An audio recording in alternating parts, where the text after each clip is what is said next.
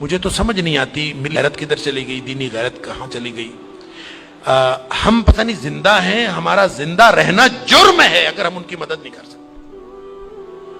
ایسی کوئی بے حس اور بے غیرت قوم بھی کبھی ہوئی ہوگی؟ ہم نے تاریخ میں بے غیرتی کی بڑی داستانیں سنی ہیں۔ اللہ تعالیٰ قرآن میں فرماتا ہے وَمَا لَكُمْ لَا تُقَاتِلُونَ فِي سَبِيلِ اللَّهِ، اب تمہیں کیا موت پڑ گئی ہے، اب کیوں نہیں لڑتے تم اللہ کے راستے میں؟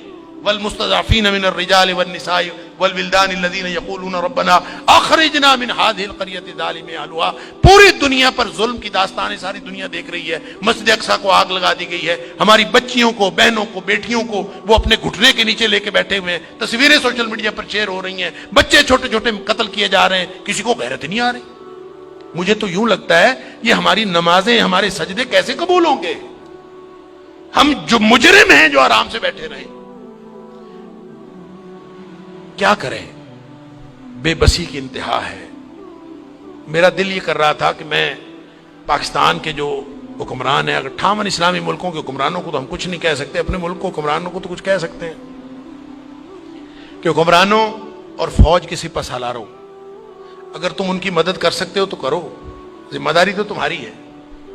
نہیں کر سکتے نا تو ہمیں ایک جہاز میں بھر کے وہاں بھیج دو، کم از کم ہم عزت کی موت ماری جائیں، کم از کم جا کے ہم وہاں پہ ان کے ساتھ شہید ہو جائیں، اللہ کو قیامت کے دن ہم اور نبی کریم صلی اللہ علیہ وسلم کو چہرہ دکھانے کے تو قابل ہوں کہ اللہ ہمیں غیرت تھی، ہمارے اندر کوئی ملی اور دینی غیرت تھی۔ تو دعائیں ہو رہی ہیں، وہ کوئی کہہ رہا ہے کہ اللہ تو کو ابابیل بھیج دے اور ان کی مدد کر دے، کوئی دعائیں کر رہا ہے، کوئی دعائیں کر رہا ہے۔ اس طرح کے لوگوں کی دعائیں اللہ قبول کوئی نہیں کرتا۔ دعاؤں کے لیے بھی غیرت کی ضرورت ہے، آپ پہلے قدم اٹھائیں پھر اللہ سے دعا کریں۔ وہ بیچارے ساری ساری رات وہ لڑتے ہیں ان کے سامنے، دعا تو ان کی ہے، اور اللہ نے یہ آزمائش میں سمجھتا ہوں ان کی نہیں ہے، وہ تو جنتی ہیں، وہ تو انشاءاللہ بخشے ہوئے ہیں۔ آزمائش یہ باقی ساری دنیا کی ہے، ہم ان کی وجہ سے مجرم بن رہے ہیں، اللہ تعالیٰ معاف فرمائے۔ تو یہ جب قاری صاحب پڑھ رہے تھے تو مجھے خیال آ رہا تھا کہ اللہ ان بیچاروں کے پاس طاقت نہیں ہے، وہ پتھر اکٹھے کر کے بیٹھے ہیں، توپوں بندوقوں کا مقابلہ پتھروں سے کیسے ہوگا؟ یا اللہ تو ابابیل بھیج دے، اور تو جس نے ابرہہ کو اور اس کے لشکر کو تباہ و برباد کر دیا تھا، اللہ اس دور جدید کے ابرہہ کو جو ہماری مسجد اقصیٰ کو تباہ کرنے کے لیے آیا ہے اور پوری ملت اسلامیہ دہشت گرد پھر مسلمانوں کو کہا جا، بدبخت پوری دنیا میں بدترین دہشت گردی کرتے ہیں اور پھر بات کرتے ہیں مسلمانوں کی دہشت گردی کرتے ہیں۔ میں تو سمجھتا ہوں پورے 58 اسلامی ملکوں کو اعلان جنگ کر دینا چاہیے، لڑتے لڑتے مر جانا چاہیے، اس زندگی سے وہ موت بہتر ہے۔ ہم نے کیا کیا ہوا ہے؟